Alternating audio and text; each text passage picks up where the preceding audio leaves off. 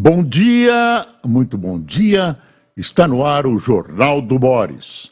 O Jornal do Boris é um sobrevoo pelos principais acontecimentos do Brasil e do mundo a partir das primeiras páginas dos jornais. É bom lembrar que o Jornal do Boris é uma homenagem a Vicente Leporassi, que na Rádio Bandeirantes, em Priscas Eras, apresentava um programa semelhante. Ele gostava de ler o falecido Diário Popular, as principais notícias, e as comentava com maestria impecável.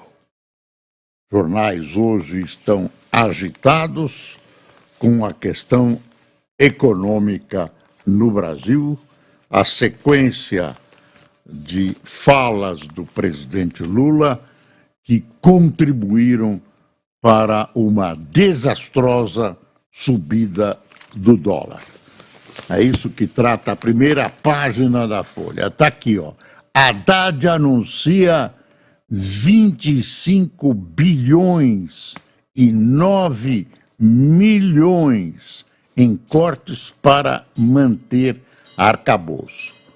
O presidente Lula deu uma brecada nos ataques ao Banco Central, deve ter ouvido bastante dos seus assessores nessa reunião que houve ontem no Palácio da Alvorada, especialmente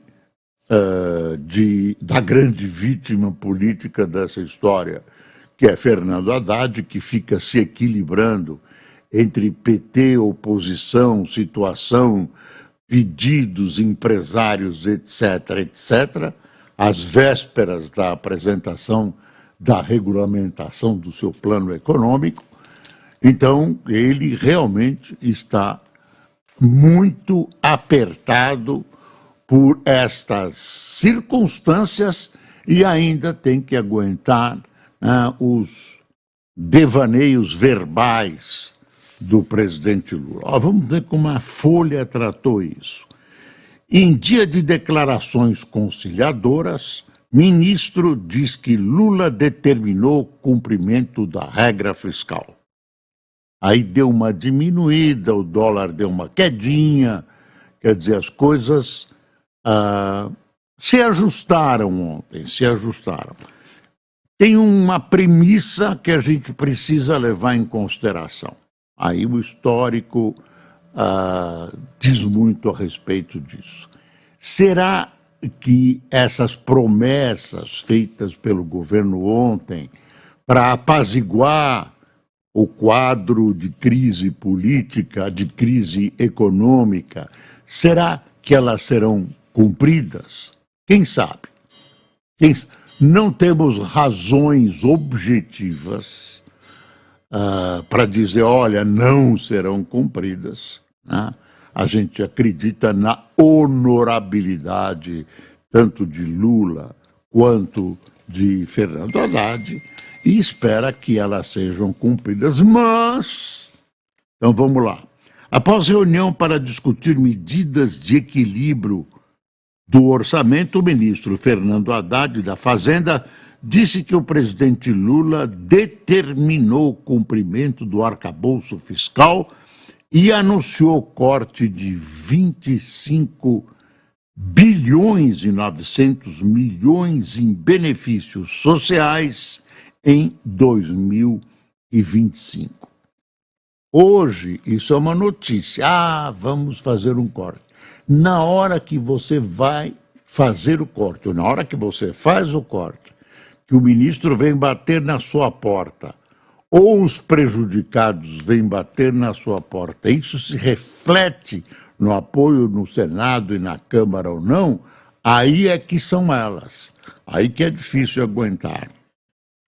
Segundo Haddad, a orientação do presidente é que o arcabouço seja preservado a todo custo. O anúncio acontece após dias de turbulência nos mercados, diante da desconfiança do compromisso do governo em cumprir as regras fiscais. Será que vai ter compromisso agora? Eu pergunto. Pelo menos de ontem para hoje o compromisso está mantido. O ministro afirmou que para alcançar a meta fiscal, a gestão petista vai segurar as despesas já em 2024 e respeitar o limite de gastos não só neste ano, mas em 2025 e 2026. Deus ouça o ministro Fernando Haddad. Saber se o Lula pensa a mesma coisa. Haddad promete contenção e Lula fala em gastos, que para ele tudo quanto é gasto é investimento. O corte de 25 bilhões e 900 milhões será feito por meio de pente fino nos benefícios. Olha o que vai ser revisado. Serão revisados auxílios-doença, aposentadorias por invalidez e benefício de prestação continuada, o BPC, pago a idosos e pessoas com deficiência de baixa renda. O anúncio ocorreu no final de um dia de declarações conciliadoras de Lula. Pela manhã, o presidente afirmou que não joga dinheiro fora e que a responsabilidade fiscal não é palavra, é compromisso. O discurso de Lula contribuiu para o alívio da cotação do dólar, que fechou o dia a 5,56 após dias de altas. Viu? Pelo menos ontem conseguiram deter. Agora, eu pergunto se isso, na hora que os calos apertarem, eu repito, se isso vai ser cumprido. Até o cumprimento ou não cumprimento, especialmente, tudo isso é verdade. Vamos ver se o presidente Lula se aguenta e, de novo, não solta aquela verborragia toda contra o Banco Central, contra o mercado, contra a contenção de despesas e tal, que é exatamente o contrário do que o ministro da Fazenda dele prega. Que vamos fazer? Outra coisa aqui na primeira página da Folha é a seguinte: o governo Lula suspendeu o leilão do arroz, iniciativa para evitar a alta do alimento após as enchentes no Rio Grande do Sul, e busca acordo com o agro para controlar preços. O leilão será retomado se o custo ao consumidor subir, diz a gestão. Aí fica uma pergunta no ar. Se não precisava, por que realizar aquele estranhíssimo leilão, onde ganhou uma firma fabricante de pastel, outra de queijo, uma coisa assim, uma floricultura, não sei quem ganhou.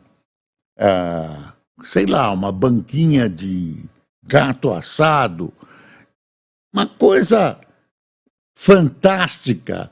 O presidente da República chamou aquilo de fraude. O presidente da República chamou aquilo de fraude. Ao que me consta, só foram afastadas as pessoas, talvez até algumas inocentes, que teriam participado desse negócio. Mas por que então o presidente Lula anunciou essa questão do arroz, se não havia falta do arroz, que foi preconizada, porque no Rio Grande do Sul a produção tinha sido engolida pelas enchentes e tal? Quem vai ser punido? Assim, vamos entregar isso para uma lojinha da 25 de março, fazer e tal, aí pegam o golpe, o presidente chama de fraude, e aí não acontece nada, só as pessoas são demitidas, aí vale a pena tentar. Tem alguma coisa atrás dessa história do arroz que não está resolvida. Ficou um fio desencapado, solto. É uma história que continua a intrigar as pessoas que raciocinam em função de uma administração correta. Isso é uma vergonha. Isso é uma vergonha.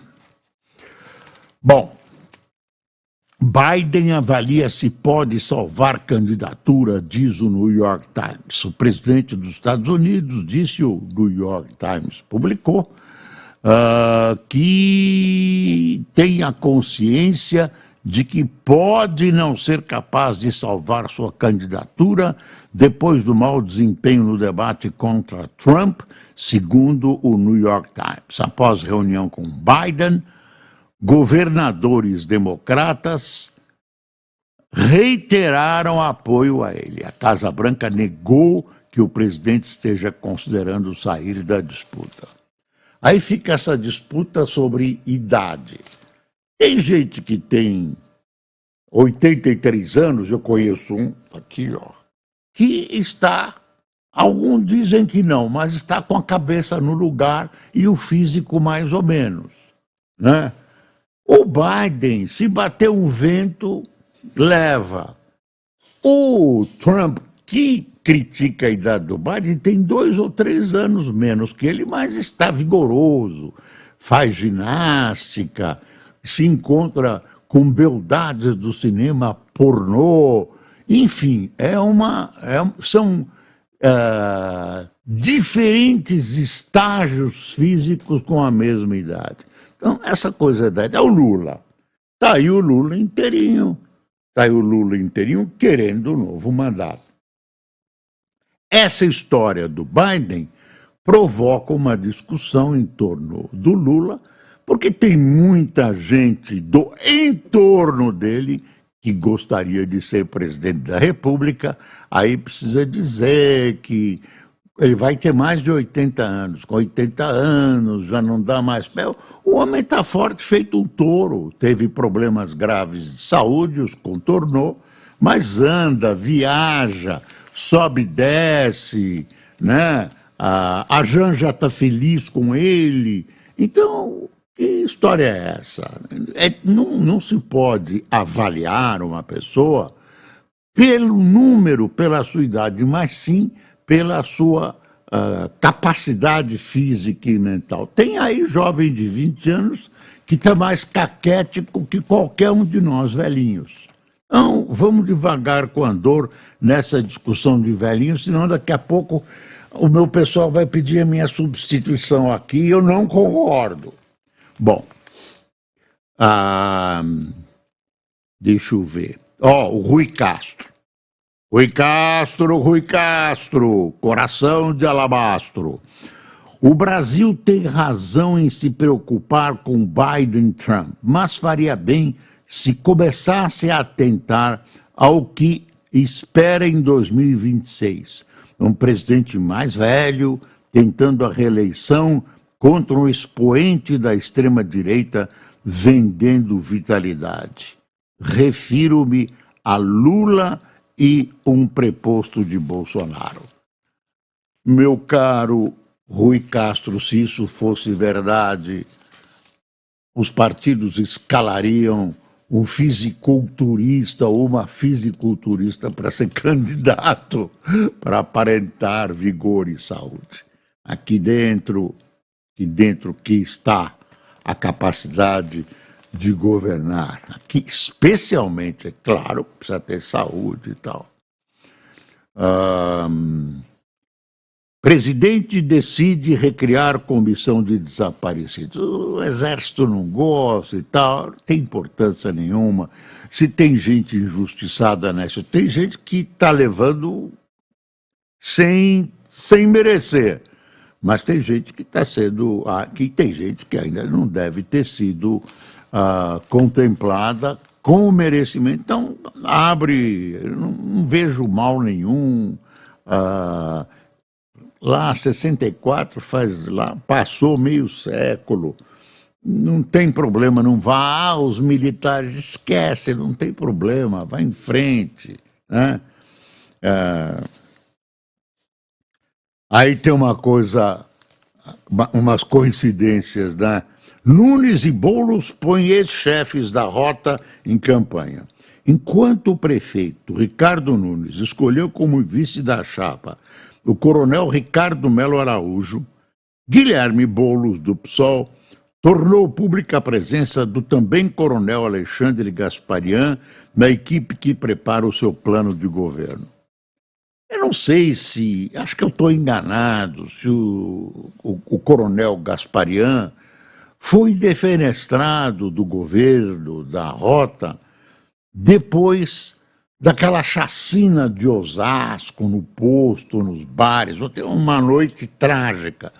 Parece que comandante da rota não pode ser santo. Sempre tem umas acusações e tal, corroboradas por alguns cadáveres. Então, os dois, o prefeito Nunes teve que engolir o coronel Araújo, Melo Araújo, por causa do ex-presidente Bolsonaro, que é amigo do coronel Araújo e enfiou pela goela abaixo do atual prefeito de São Paulo, Ricardo Nunes.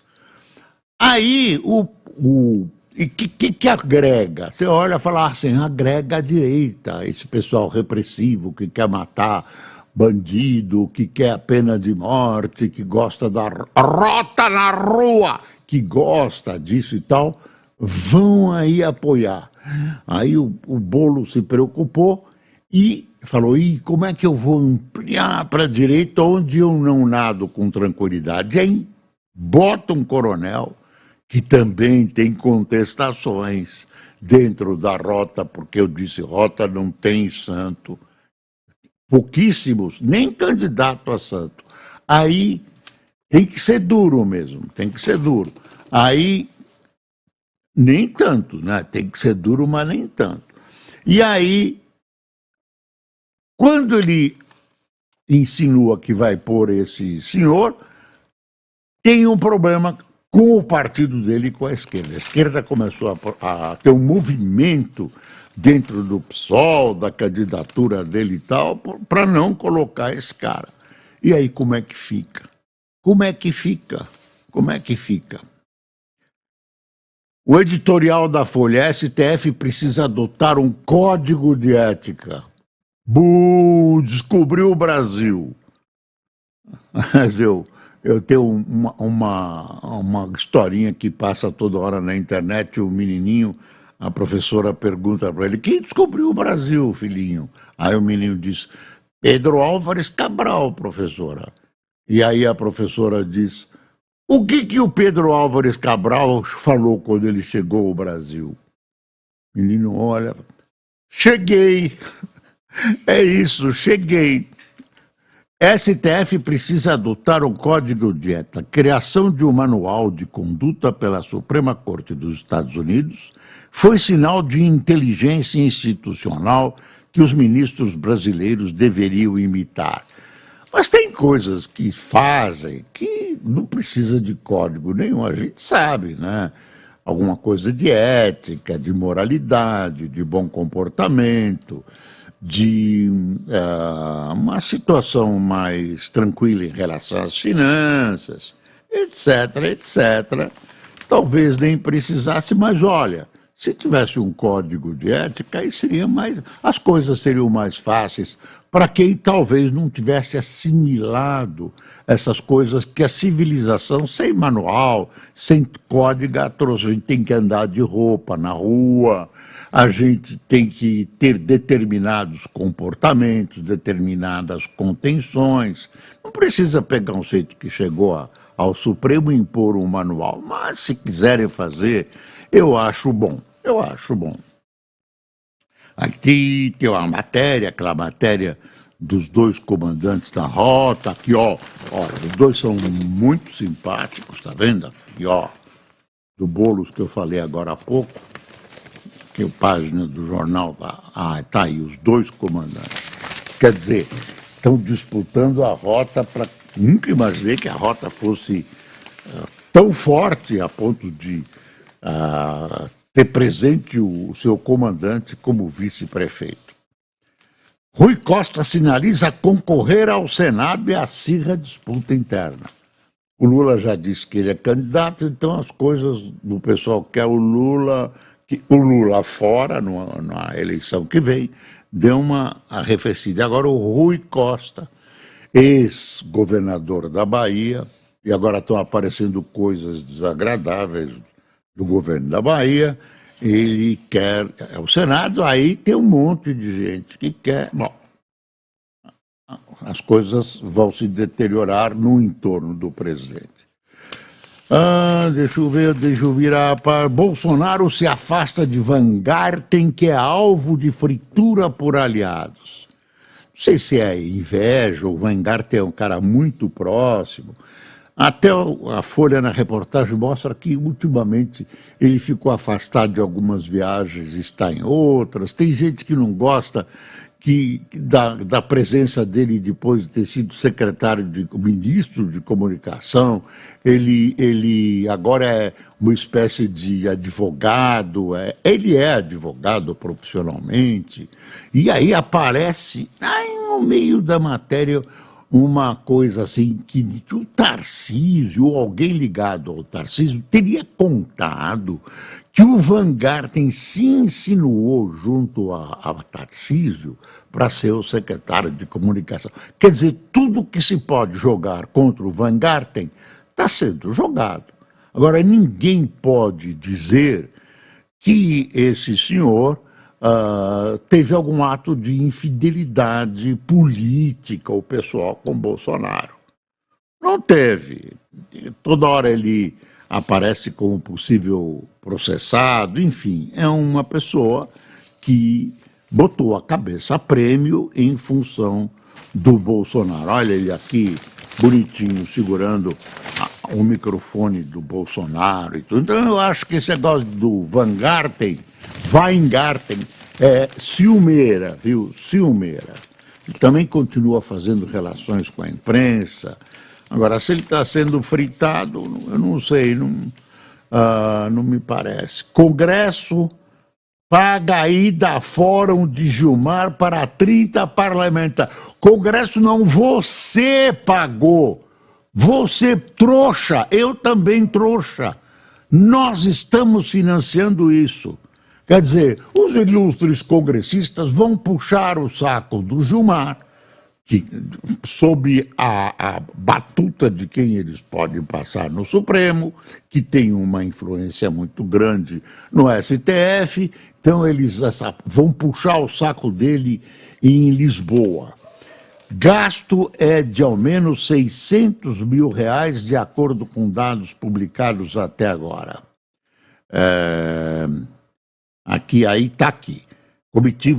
Tem uma foto, né? Comitiva de deputados brasileiros em visita à Assembleia da República em Lisboa, entre outros o presidente da Câmara, Arthur Lira, ao centro Elmar Nascimento, do União Brasil, terceiro à esquerda é o bispo Marcos Pereira, do Republicanos, e o quarto à esquerda para a direita, blá, blá, blá, blá, blá, blá. Muito bem, quer dizer, esse é o dinheiro gasto. O Gilmar faz aqui, todo mundo tem que ir para Lisboa. Por quê?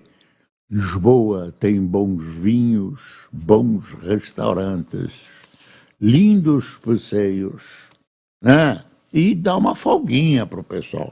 Eu não estou desmerecendo a qualidade, me dizem que é muito boa, do simpósio. A qualidade é muito boa.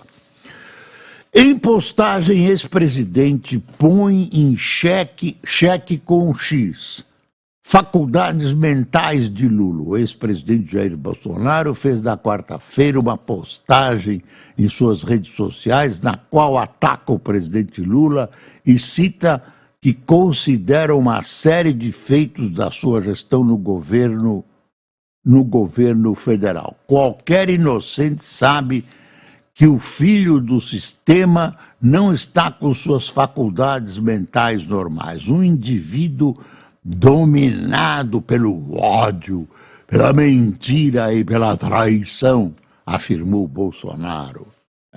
E o Lula não consegue esconder o Bolsonaro. Ele vai no banheiro, Bolsonaro. Ele vai na igreja, Bolsonaro. Ele vai passear, Bolsonaro. Lula vai criar comissão. Zambelli chama Benedita de Chica da Silva. Apaga a postagem e alega confusão com o nome. São coisas inacreditáveis. A Benedita, no vídeo, deixa eu ver como é que é. Deputada Carla Zambelli, do PL de São Paulo, se referiu à colega parlamentar Benedita da Silva, do PT, como Chica da Silva, mulher escravizada no Brasil no século XVIII, durante live realizada na terça. No vídeo, ela se queixava por não ter voz da reunião presidida por Benedita de mulheres parlamentares do P20, Grupo Legislativo do G20, que acontece desde segunda-feira, dia 1º. Não sei porque eu não vou falar, mas já foi montado pela Secretaria da Mulher, pela secretária da Mulher, a Chica da Silva. Aí ela disse que se atrapalhou. A Chica da Silva não era nenhuma bandida também. E elas se desculparam e acabou. Mas é um episódio divertido. Aí Lula se reúne com vereadora evangélica em Goiânia. Eu não sei qual a importância disso, talvez eu esteja enganado. É a dona Ava Santiago do PSDB. Olha que fotografia bonitinha, o Lula feliz ao lado dela, ela felicíssima ao lado do presidente. Não sei. Alguém me disse, não, ela tem um amigo na redação da Folha, mandou publicar essa foto. Mentira, deve ser mentira. Mentira, inveja. Ela merece, ela é evangélica, merece e tal, é importante o apoio de pelo menos uma evangélica ao presidente Lula. Aliado de Biden admite dúvidas sobre candidatura. Governadora de Michigan é cotada para substituir democrata. Governadora de Michigan chama-se Gretchen Whitmer.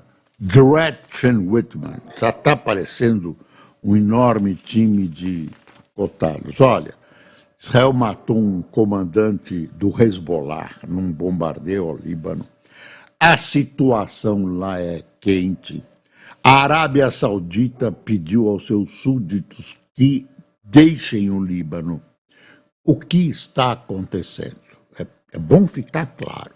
O Hezbollah cobre os céus do norte de Israel, né, que cola com o sul do Líbano, de foguetes. Já morreu gente, há prejuízos e o Hezbollah tem aumentado esses bombardeios. Você sabe que o Hezbollah é primo irmão do Hamas e também filhote do Irã.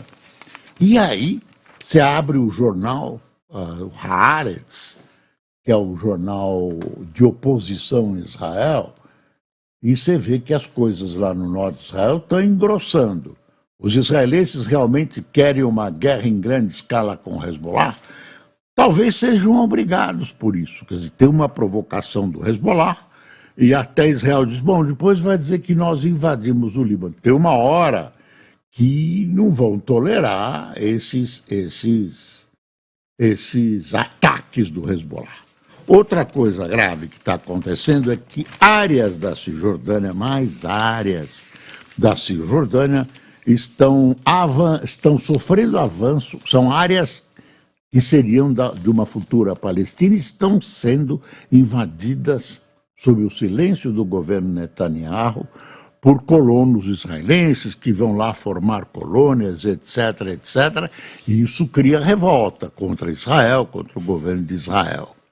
E aí o Netanyahu reafirma que guerra só termina com o fim do Hamas. Ele voltou a dizer que a guerra só vai terminar com a destruição do Hamas após reportagem do New York Times afirmar que generais israelenses ouvidos sob anonimato querem um cessar-fogo. Aí tem, ó, que bonitinho, o presidente russo e o presidente Putin, que OTAN desiste do seguro anti-Trump na ajuda militar da Ucrânia.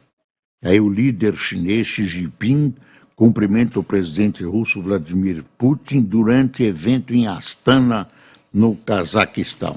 Eles aí temem Estados Unidos, acham que vão ser invadidos e tal. Haddad anuncia o corte, isso nós já dissemos, já mostramos, o dólar caiu. Eu não mostrei para vocês, olha o globo. Deixa eu mostrar o globo, senão os marinhos ficam bravos comigo. Está aqui o globo, olha a charge. O Milei aqui, olha a charge do globo, ó. Tá vendo? E olha o globo, ontem teve uma blitz da polícia do Rio, lá nos morros, operação contra o Comando Vermelho, deixa mortos e expõe imobiliária do tráfico. Olha aqui, ó, é Caveirão que chama esse caminhãozão aí. Em operações contra o Comando Vermelho, 7 pessoas morreram na Cidade de Deus e no Morro do Urubu, sendo uma delas da PM, ontem no Rio de Janeiro. Os outros jornais nem deram isso. Deixa eu ver. Conselhos, impaciência e cálculo eleitoral por trás do vai e vem de Lula. E aqui o Lula e ontem, ó. Modera, presidente, modera, diz. Lula muda tom, dólar recua e Haddad anuncia corte de 26 bi. Pronto. Que tomou café? Tem alguma coisa que eu esqueci? Deve ter. Nunca, não passa um dia sem ter. Hoje tem eleições do Reino Unido. Importante. O primeiro-ministro vai cair. O Sunak está péssimo, está sem nenhuma popularidade e os trabalhistas devem ganhar a eleição depois de 14 anos de governo conservador. Está aqui na primeira página, as pesquisas todas. Está sendo hoje a eleição. Hoje a eleição, logo teremos o resultado e o próximo primeiro-ministro deve ser o líder trabalhista Kiefer Starmer. Vamos ver o que vai acontecer. Muda tudo lá, hein? Muda tudo. Bom, quem tomou café conosco? Damião Souza, o Luiz Henrique, o José Maurício, Esther Cuvelo, Mário Moritz, Marli Andrade, Nilo Rezende, Biro Catarino, Edson Fuzi, Walter Leão, Selene Rocha, Rosdari, Sérgio Salles, Ernesto Tobler, Brá Souza, de Saltinho do Oeste, no Paraná, Neuza Coelho, de Pancas, é Pancas, Cássio, Espírito Santo, Panca é um peixe, Breno Bardo, de Palmas, Tocantins, e Álvaro Ramboli, de Pirapetinga, Minas Gerais. Eu não conhecia, falha grave. Pessoal, muito obrigado por sua atenção. Espero-vos amanhã nessas mesmas gloriosas plataformas. Tenham um bom dia.